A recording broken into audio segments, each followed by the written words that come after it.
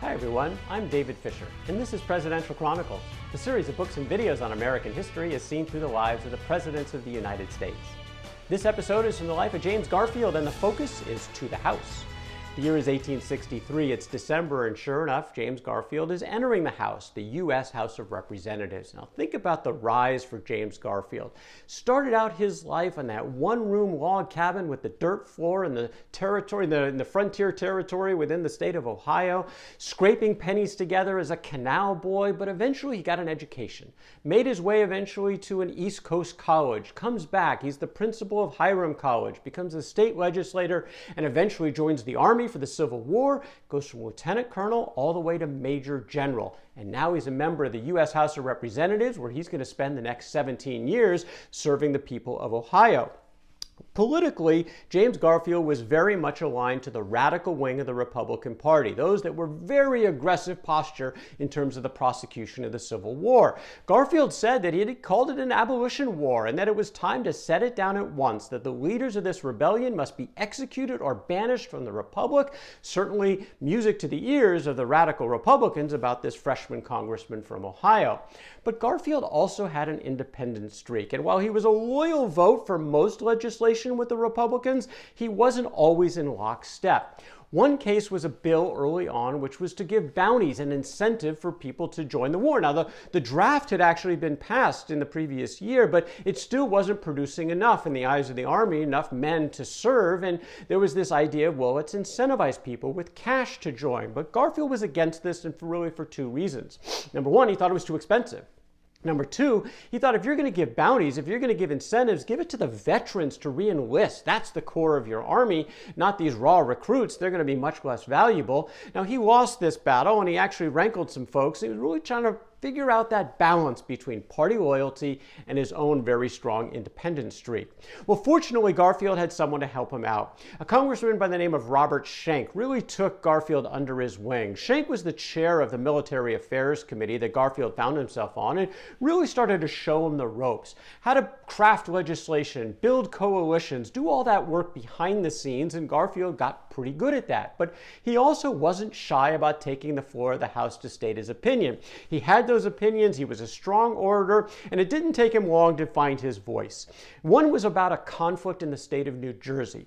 The Camden and Amboy Railroad had exclusive rights to all the tracks in the state. It was basically a monopoly for them in a contract they had with the state of New Jersey. But the federal government needed those tracks on occasion for the war effort. Well, Camden and Amboy didn't like that, and they actually sued to enforce their rights in the state. This was complete anathema to James Garfield, who said on the floor of the House that the rights of the state should be jealously guarded and defended. But to claim that sovereignty in its full sense and meaning belongs to the states is nothing better than rankest treason. Sure enough, the federal government would keep on using those tracks whenever they wanted to in terms of the war effort.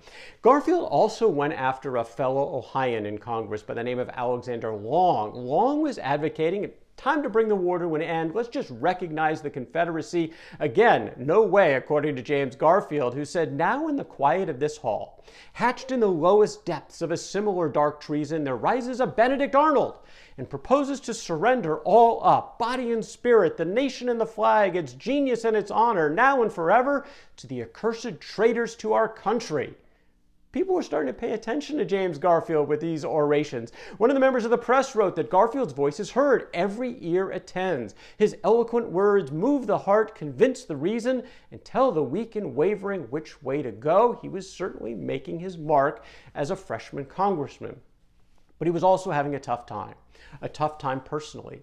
Just before he joined Congress, he lost his beloved daughter, Trot. She was only 3.5 years old. She caught a case of diphtheria and she passed. And really devastating to both Garfield and his wife, Lucretia. And Garfield said, it seems as if the fabric of my life were torn to atoms and shattered to the winds. Remember, he and Lucretia had never really had that close, intimate bond that both of them, frankly, longed for. And it was sort of an awkward marriage throughout much of their tenure together so far. And now they were apart. He was lonely, he was sad, and he strayed. He had an affair with a New York Tribune reporter by the name of Lucia Calhoun. That was a brief affair. He confessed to Lucretia almost immediately, within a month of it happening. He asked for forgiveness. There was a very intense correspondence back and forth, and eventually Lucretia forgave him. And Garfield offered to her in one of these letters, "I hope when you balance up the whole of my wayward self, you will still find, after the many proper and heavy deductions are made, a small balance left on which you can base some respect and affection." And sure enough, this affair was a little bit of a catalytic moment in a positive direction. Number one, Garfield made a decision.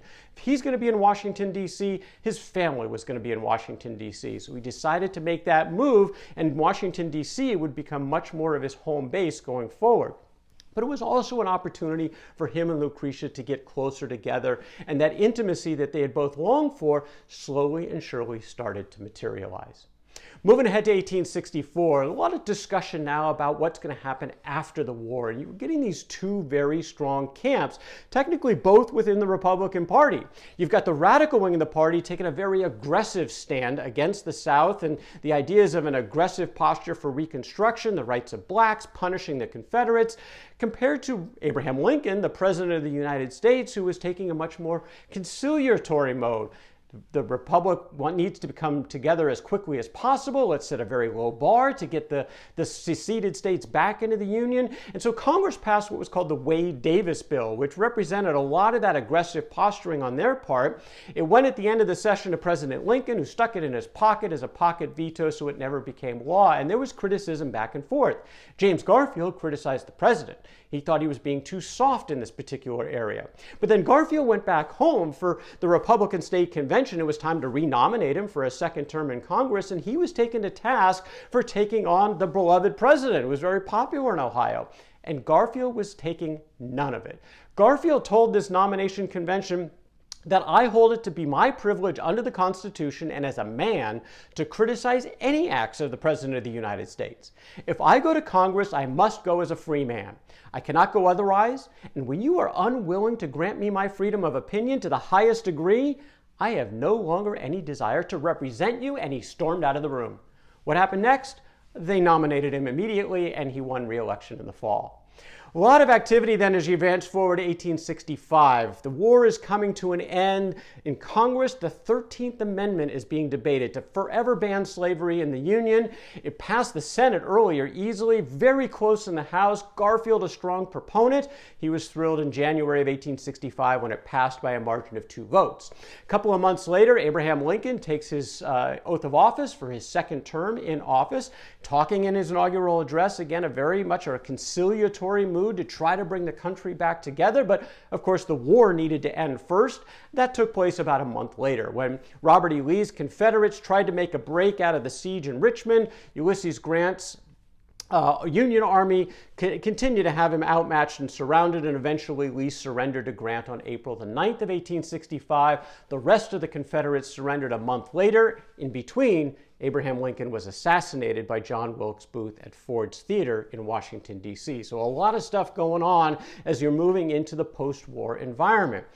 This all eyes now was on the new president, Andrew Johnson, a Southern Democrat. Now, Lincoln had not run as a Republican in 1864 for re-election. He ran on a new party, a new ticket, the National Union Party. And the idea in part was, let's bring in a loyal Unionist, a loyal to the administration leader, but a Southern Democrat to do that? What better way to bring the Union together as vice president? And that's where Andrew Johnson came into play. Well, now Johnson's president of the United States. And Johnson was aligned with this conciliatory move to the Confederates. In other words, bring them back into the fold as quickly as possible. He basically had 3 demands. Approve the 13th Amendment, get rid of slavery, repudiate their ordinances of secession, and repudiate the Confederate debt. After that, he was pretty open to letting them do what they want, get him back into Congress, and come back as part of the full family in the Union. And this is what he pursued in what was called presidential Reconstruction throughout much of 1865. He was able to pursue that because Congress was out of session. They came back in December and ready for a fight. This was way too soft on the South. They wanted a much more aggressive stance when it comes to getting them back into the Union. And one way to do that was to make sure they had the power. One way to do that was to keep the members of the South, the seceded states, out of Congress, not to give them their seats so they could pass, frankly, whatever legislation they wanted. And James Garfield was in full support of this approach. Garfield said, "So long as I have a voice in public affairs, it shall not be silent till every leading trader is completely shut out of all participation in the management of the Republic." By doing this, the radicals in both the House and eventually the Senate got themselves veto-proof majorities. They could pass whatever legislation they wanted because Johnson was starting to veto their legislation on the Freedmen's Bureau and the Civil Rights Bill, and this real conflict was getting pretty intense. Even though they now had veto-proof majorities and could pass some of this aggressive legislation imposing rights and things onto the Confederate states, the now seceded states that are trying to come back in, well, they wanted Andrew Johnson gone. They wanted him impeached. Now, Garfield was not really aligned to this thinking. He thought the case was weak. He disagreed strongly with almost everything Johnson was thinking and doing, but he wasn't thinking that this was up to a constitutional impeachment level, but very much at odds. But in the meantime, James Garfield had work to do in Congress, and he was doing it from a new place, the Ways and Means Committee, one of the most powerful in the House. This had all to do with the economy, which had become a passion for Garfield during the war when he spent time in Washington, D.C. with the Treasury Secretary, Salmon Chase. They bonded, their fellow Ohioans, and he learned a lot about finance, economics, and all of the things, including this idea of gold. Solid specie-backed currency became a mantra for Garfield throughout his tenure in Congress in terms of how to do the economy.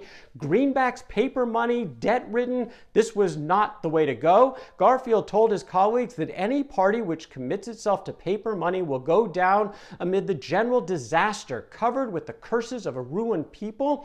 This fight on the currency was really just beginning, and it would persist throughout Garfield's tenure in the House of Representatives. Another highlight for Garfield came in 1866. Now, 5 years before, just before the war, Garfield had passed the bar. He had become a lawyer. He had never tried a single case in court. So now in 1866, he takes a case. The first one he's ever going to try, and maybe this was unprecedented, was going to be in the Supreme Court of the United States. And this was another area where he actually was bucking the trend of his party.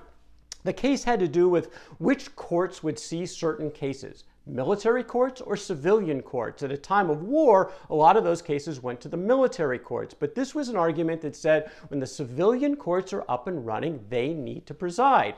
Garfield was aligned with this. Most in his party were not. And so it was a bit of a strange bedfellow when he aligned himself with Jeremiah Black, a staunch Democrat, former Attorney General under James Buchanan. But they were aligned on this topic.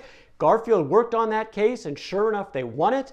James Garfield's track record as a lawyer, 1-0. The only case, the Supreme Court. He actually would go on to try many more cases, including 16 in front of the Supreme Court. One other area of note at this time, and again, this was an area where Garfield aligned himself with President Johnson. Their backgrounds were actually similar. Very, very poor, did not have access to education. Eventually, Garfield did, and it made all the difference in the world to him. Well, there was a move to maybe have a Department of Education. Now, this was going to be a small office, not a full cabinet office, and the goal was simply to collect data. Statistics, information to inform policy, but have at least a few people in Washington focusing on this topic of education. It was controversial. Ideas of federalism, what do we want the federal government involved in something that really should be local, like education, back and forth. Garfield was convinced, though, there was a role for the federal government on this topic, and he told his colleagues, if we can fill the minds of our children, who are to be voters, with intelligence which will fit them wisely to vote and fill them with the spirit of liberty, then we will have averted the fatal prophecy. But if, on the other hand, we allow our youth to grow up in ignorance, this republic will end in disastrous failure. This was a passionate topic for him. He lobbied his colleagues, and this bill passed. A very small Department of Education with 4 people serving it started out here in the 1860s. About a century later, a little over a century later, it was Jimmy Carter who signed into law the Department of Education as a full cabinet position, and a lot of it started with a push from Congressman James Garfield. There was still a lot of pushing back and forth as Congress was coming back into session, the president and Congress very much at odds on this topic of Reconstruction, and we'll get into that more in a story for another day. That's James Garfield. And to the House, from the life of James Garfield. For more Presidential Chronicles, check out my books on Amazon.com. Don't forget to subscribe to my YouTube channel. Until next time, I'm David Fisher. This is Presidential Chronicles.